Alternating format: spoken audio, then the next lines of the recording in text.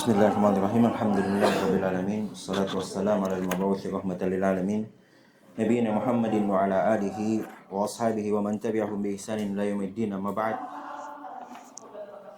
Alhamdulillah, kembali kita lanjutkan pelajaran kita dalam membaca Tuhfatul Mubtadi bi Syarhil Manzumah al-Baikuni dalam ilmu mustalah al-hadis yang ditulis oleh Syekh Abdul Hasan Ali bin Ahmad Ar-Razihi hafizahullah taala, dan kita kemarin telah mengambil sebagian dari jenis hadis yang ke-25, yaitu hadis al-muttarib. Telah disebutkan oleh Syekh Abdul Hasan kemarin dalam penjelasan bait syairnya, bait syair dari Imam Al-Baikuni rahimahullah taala, bahwasanya al-muttarib itu bisa dikatakan terbagi menjadi tiga. Ada yang muttarib pada matan, ada yang pada sanad, dan ada yang pada matan dan sanad sekaligus. Ada yang pada matan dan sanad sekaligus. Kemudian disebutkan bahwasanya ittirab pada sanad itu dia terjadi dengan atau dalam beberapa keadaan. Dalam beberapa keadaan telah disebutkan dua keadaan, juga telah disebutkan contoh pendekatan untuk hadis muttarib, untuk hadis yang muttarib.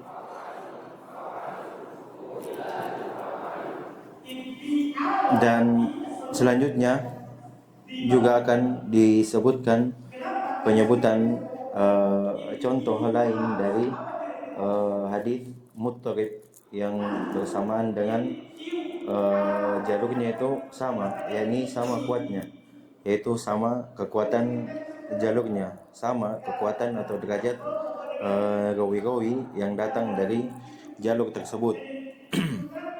Dan secara sederhana, bahwasanya hadis muttarib itu disebut sebagai muttarib apabila ia datang dalam satu hadis yang sama dengan jalur periwayatan yang berbeda. Jika berbeda hadisnya, maka ia tidak disebut sebagai hadis muttarib. Hadis muttarib jika ia dalam satu hadis yang sama, kemudian dari riwayat yang berbeda-beda, dari sanad yang berbeda-beda, atau dari matan yang berbeda. Akan datang juga contohnya nanti insyaallah, penyebutan contoh muttarib yang terjadi pada matan,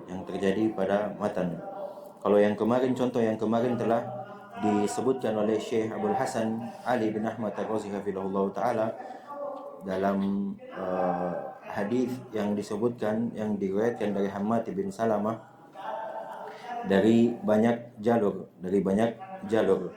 Kadang diriwayatkan secara marfu, kadang diriwayatkan secara mursal, dan kadang datang riwayatnya juga secara mauquf. Alhamdulillah, semua istilah-istilah yang telah kita sebutkan ini telah berlalu bersama kita, dan insyaallah itu sudah menjadikan kita mudah untuk memahami ucapan-ucapan tersebut. Baik, kita lanjut sampai baca. Bismillahirrahmanirrahim. Alhamdulillah hamdan katsiran tayyiban mubarakan fihi kama yuhibbu rabbuna wa yarda. Asyhadu an la ilaha illallah wahdahu la syarika lah wa asyhadu anna Muhammadan abduhu wa rasuluh. Amma ba'd. Qala Syekh Abdul Hasan Ali bin Ahmad Ar-Razihi hafizahullah ta'ala, مثال المضطرب مع تكافؤ الطرق ما رواه النعمان بن قراد عن ابن عمر رضي الله عنهما قال رسول الله صلى الله عليه وسلم خيرت بين أن يدخل شطر أمة الجنة وبين الشفاعة فاخترت الشفاعة. قال الدرقطني يرويه زياد بن خزيمة واختلف عنه. الأول فرواه عبد السلام بن حرب عن زياد بن خزيمة وعن نعمان بن خراد عن نافع عن ابن عمر ولا يصح فيه النافع. الثاني ورواه معمر بن سليمان الرقي عن زياد بن خزيمة عن علي بن نعمان بن قراد عن رجل عن ابن عمر. الثالث ورواه أبو بكر شجاع بن وليد عن زياد بن خزيمة واختلف عنه. ألف فرواه إسماعيل بن أبي الحارث عن أبي بدر عن زياد بن خزيمة عن نعمان عن النعيم بن أبي هند عن الربع عن أبي موسى الأشعري. وخالفه غير واحد عن أبي بدر عن زياد بن خزيمة فقالوا عن نعيم بن أبي هند عن ربع عن النبي صلى الله عليه وسلم مرسلا. انتهى كلامه. Lanjut. قلت عبد السلام بن حرب قال الحافظ ثقة حافظ له مناكر.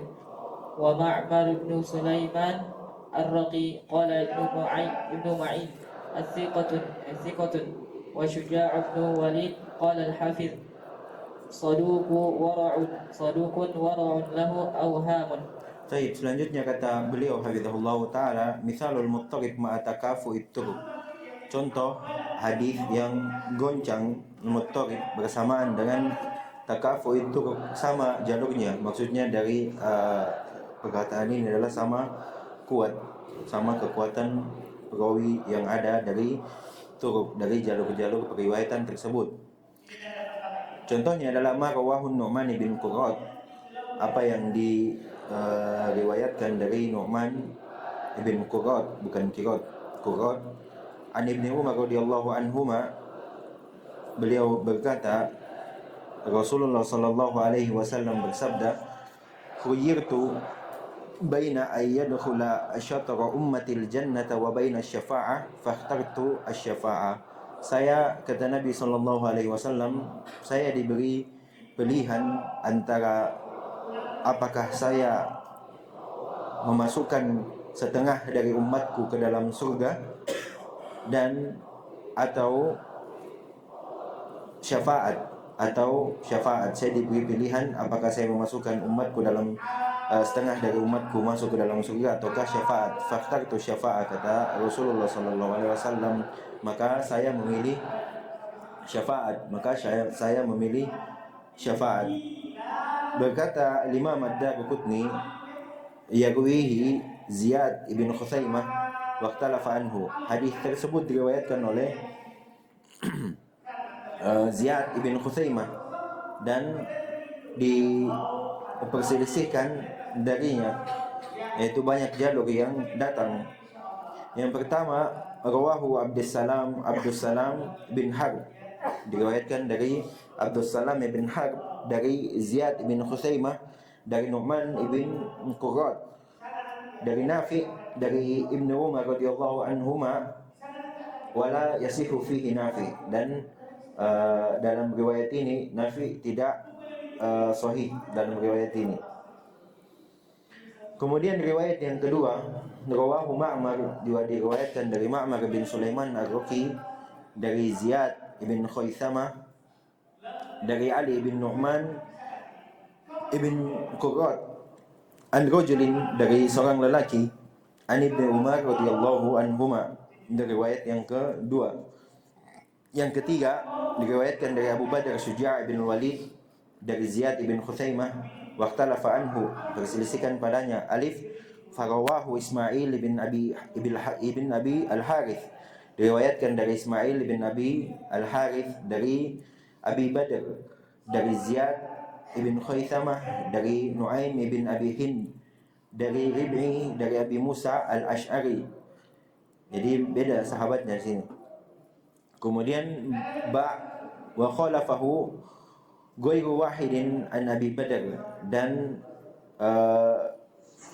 diselisihi lebih dari satu dari Abi Badr.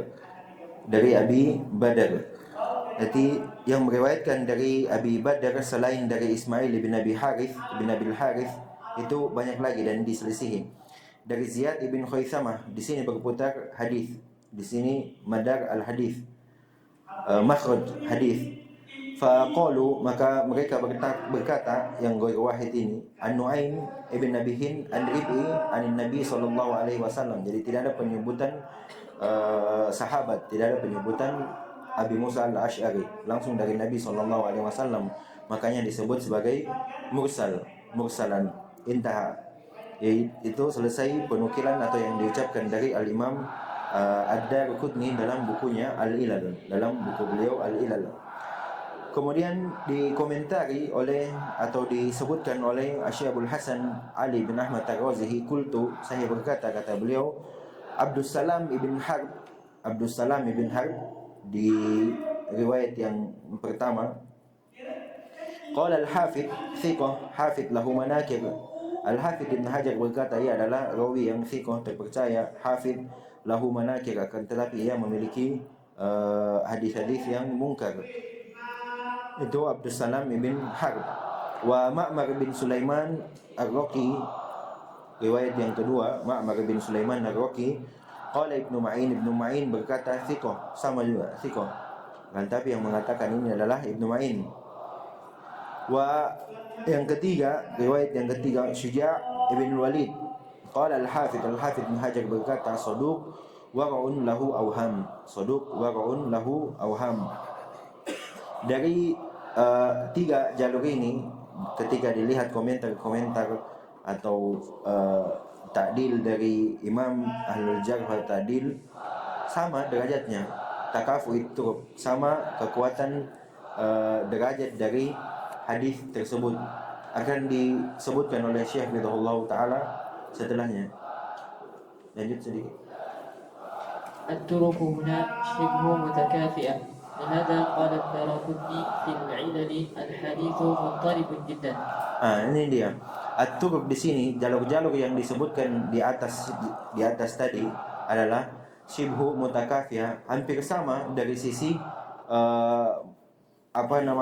kekuatan rawinya, hampir sama dari kekuatan rawinya.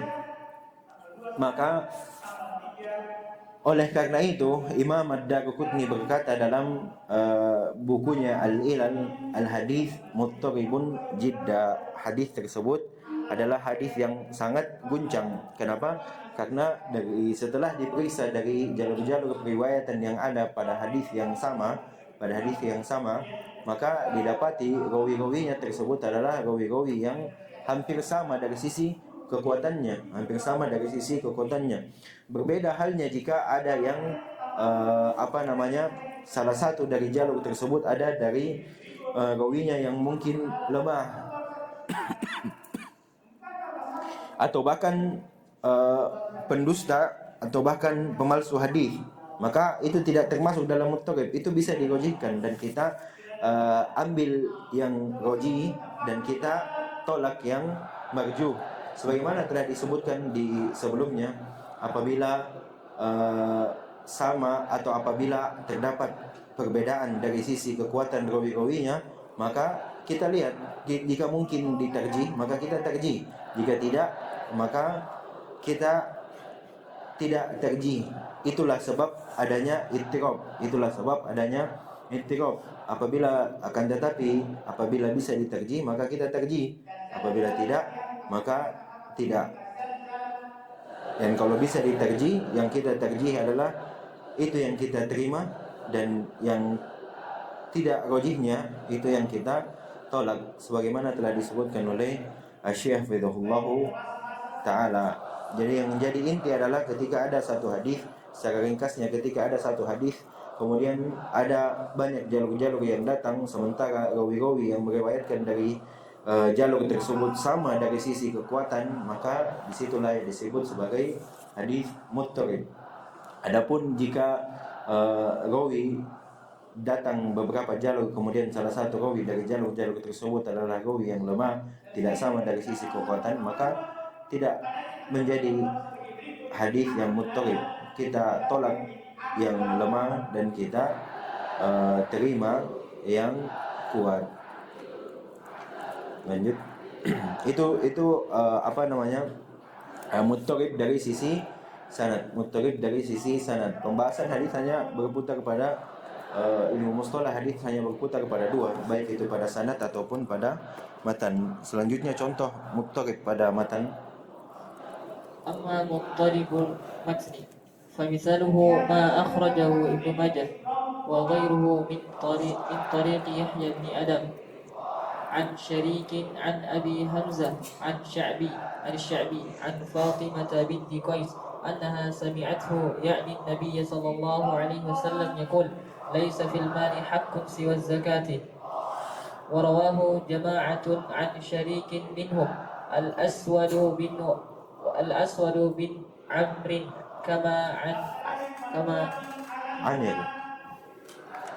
الأسود بن عامر كما عند الترمذي عن الشريك بن عبد الله عن أبي حمزة عن الشعبي عن فاطمة بنت قيس قالت سألت أو سئل النبي صلى الله عليه وسلم عن الزكاة فقال إن في المال لحقا سوى الزكاة ثم تلا هذه الآية التي في البقرة ليس البر أن تولوا وجوهكم وهذا ظاهر الاضطراب للتناقض الحاصل في المتن ومداره على أبي حمزة ميمون الأعور وهو ضعيف الحديث. Selanjutnya kata beliau hafizahullah taala, adapun contoh muttarib pada matan, terjadi keguncangan pada matan, ittirab pada matan. Contohnya kata beliau hafizahullah, apa yang dikeluarkan oleh Ibnu Majah dan selain darinya dari jalan Yahya ibn Adam, dari Syarik, dari Abi Hamzah, dari Sya'bi, dari Fatimah bintu Qais, annaha, bahwasanya beliau mendengar, yaitu beliau mendengar Nabi SAW berkata, laisa fil mali haqqun siwa zakah, tidak ada pada harta itu hak kecuali zakat, yaitu al-mal kullu haliz zakat, semua harta itu adalah untuk zakat. Itu riwayat yang pertama. Kemudian diriwayatkan dari jamaah, sekelompok orang, dari Syarik minhum, darinya, di antara sekelompok orang itu yang meriwayatkan dari Syarik adalah Al-Aswad bin Amir kama inda Tirmidzi, sebagaimana yang diriwayatkan oleh Imam Tirmidzi, an Syarik, dari Syarik ibn Abdullah, dari Abi Hamzah, dari Sya'bi, dari Fatimah bintu Qais qalat, ia berkata, sa'altu, saya bertanya, au su'ila, atau ditanya Nabi SAW tentang zakat, maka beliau SAW bersabda, inna fil mali la haqqan siwa zakat, sesungguhnya pada harta itu ada hak selain dari zakat. Yakni anna fil mal, maksudnya adalah dalam harta itu ada hak selain zakat, maksudnya zakat punya hak, dan selain dari zakat juga ada hak dari harta yang kita miliki. Summa ta'ala, kemudian ia membaca, Rasulullah SAW membaca ayat yang ada dalam surah Al-Baqarah, laisal birru an tuwallu wujuhakum. Kemudian kata Syekh Hasan Ali bin Ahmad Ar-Razi hafizahullah taala, wa hadza dhahirul ittirab, dan hadis ini memang pada nampaknya memang sudah kelihatan keguncangannya, litanaqudil hasil fil matan, karena terjadi pertentangan pada matan, ya kan? Yang pertama disebut bahwasanya laisa fil mali haqqun siwa zakat, tidak ada pada harta itu hak selain zakat, berarti semua harta itu untuk zakat. Itu yang pertama, riwayat yang pertama. Berarti dipahami dari riwayat pertama adalah semua harta itu hanya untuk zakat. Kemudian pada riwayat kedua disebutkan inna fil mali la haqqan siwa zakat, sesungguhnya pada harta itu ada hak selain dari zakat, ya kan? Jelas sangat berbeda. Kalau yang pertama disebutkan bahwasanya semua harta itu haknya hanya untuk zakat. Kemudian di riwayat kedua bahwasanya disebutkan bahwasanya dalam harta itu ada hak selain zakat. Ada hak selain zakat. Sangat nampak perbedaannya. Makanya saya bilang zahirul ittirab litanaqudil hasil fil matan. Nampak adanya keguncangan muttarib karena pertentangan yang terjadi pada matan.